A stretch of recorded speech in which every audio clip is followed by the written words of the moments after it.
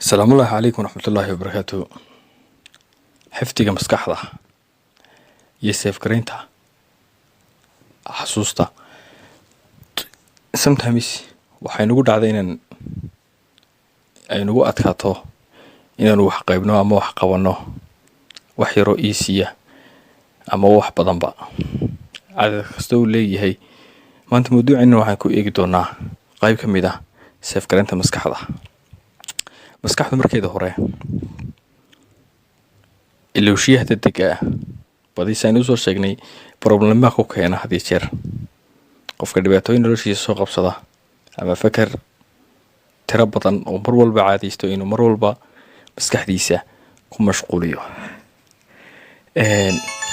tallaabooyinkan soo socda haddii aad ku dhaqanto dabcan maskaxdaadu waxa ay yeelanaysaa safety ama qabasho ama chance ee wax ku xifdido. bismillaahi raxmaani raxiim. horta marka koobaad haddii aad ku dhaqaaqdo tallaabooyinkan waxaan rajayn doonaa ama rajaynaya insha allahu tacaala biidnillaah in aad ku guuleysan doonto. haddii waxaa jira waqtiyo qaar ama waqtiyo ay maskaxdu wax qabato iyo waqtiyaanay wax qaban. tallaabada koowaad haddii aad ku dhaqaaqdo ama aad samayso tijaabo ahaan laba waqti inaad wax akhrido waqtina muraajacayso waqtina akhrido dabcan waxa kuu suurtagelaya ama kuu fududaanaya inaad si yar wax ku qaybto ama wax yar si yar maskaxdii wax ku safgarayso. marka koowaad hurdada ka hor haddii aad akhrido ilaa 5 minutes aad kabacdi yara seexato 30 minutes ama 1 hour ama hurdada caadiga habeenimaba aad dabeetana markaad kacdo kadib sida salaada subaxo kala kadib ama hurdada duhurnimo kadib oo ah bacda casar xilliyada ama shaqada lagu noqdo ama qofku hawlihiisa kale guto aad muraajacayso farsiga marka hore aad akhrido marka dambe hurdada kadibna aad muraajacayso dabcan laga yaabaa boqolkiiba 80 in aad qaybto wixii ama aad qabato.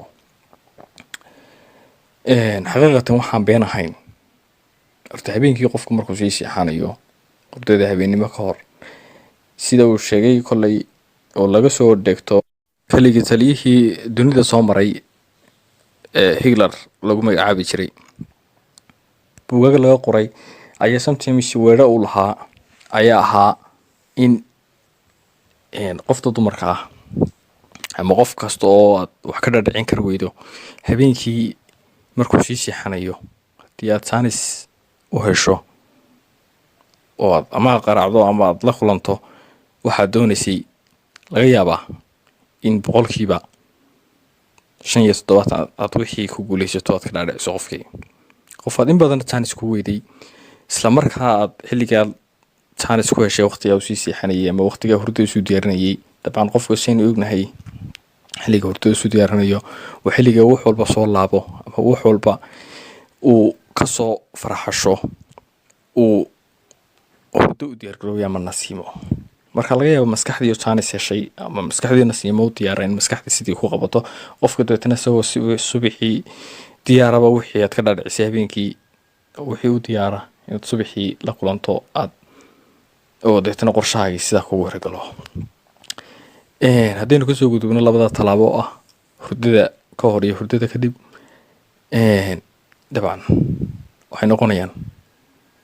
waxay qorshahaagii ama maskaxdaadii xasuustii in wixii ku horgalaan. talaabo kale saddexaad ba jirta. talaabada kale saddexaad ma hayado ficil laakiin waa cunooyin loo isticmaalo xasuus soo celinta ama wax qabashada qofku markay ku adkaato xilliyeedka ama xilliyada kale waxbarasho ama xilliyada kale oo noloshiisa gudanayo. waxa weeye cunooyin kale qaarkood hore u soo sheegnay ay ka mid yihiin cinabka salarka iyo bahalka frawla carabi lagu dhahaa strawberry. waxaa soo raaca kolley dadkeena deegaan dalkii jooga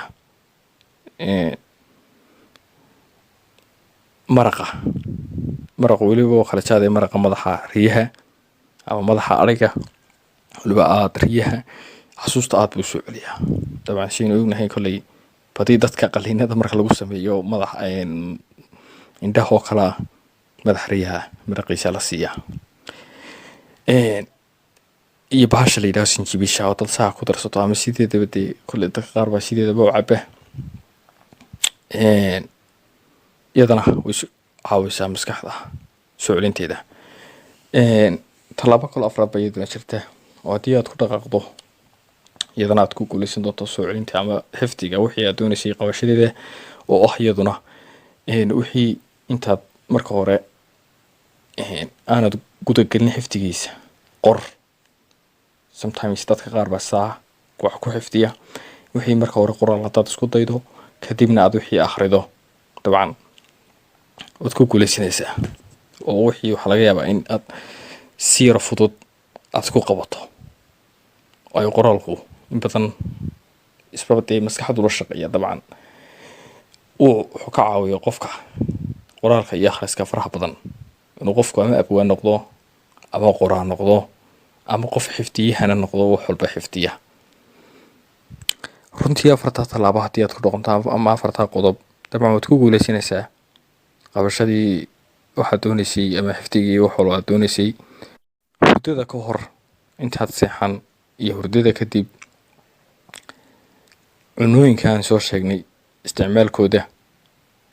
iyo qoraalka wixii aad ka horeysinayso intaad wixii qaban ama marka afartaa qodob runtii way kaa caawin doonaan inaad si yaro fudud wax walba ku hanato si yaro fudud maskaxdaadii ku soo celiso xifdigeedii qabashadeedii iyo wax walba la xiriiraba